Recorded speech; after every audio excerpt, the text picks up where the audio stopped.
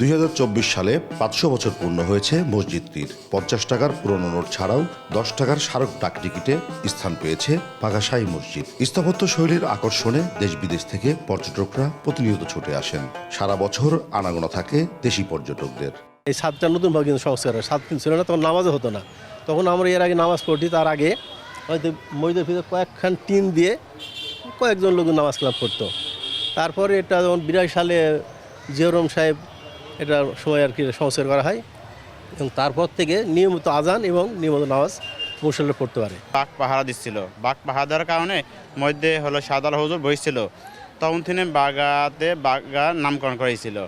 আর ওই সময় হলো বাগাতে ইসলাম প্রচার করতে আইসি এখানে নামাজের প্রয়োজন হয়, তখন হলো বাগা দিঘির ভেতর মাটি খনন করে বাঘার শাহী মসজিদ অবস্থিত করে। বাঘার শাহী মসজিদ ও কমপ্লেক্স 256 বিঘা জমির ওপর প্রতিষ্ঠিত। মসজিদে 10টি গম্বুজ আছে, ভেতরে 6টি স্তম্ভ, 4টি মেহরাব আছে যা বিশেষ কারুকার্য খচিত।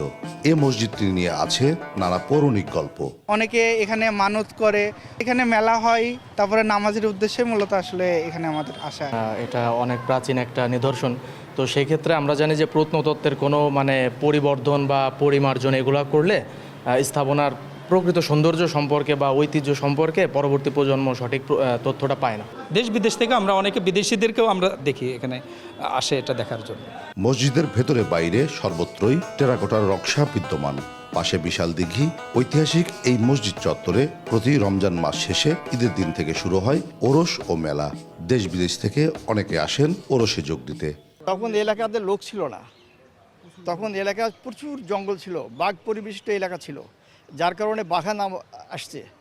বাঘের কারণে এই কমিটির পক্ষ থেকে আমরা এটা পরিচালনা করি, এবং আমরা বয়স্ক শিক্ষা যেখানে ছোট থেকে বড় পর্যন্ত,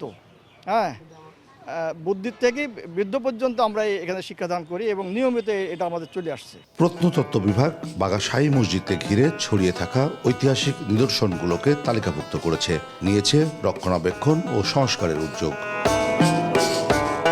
কাজী শাহেদ, দেশ টিভি, রাজশাহী।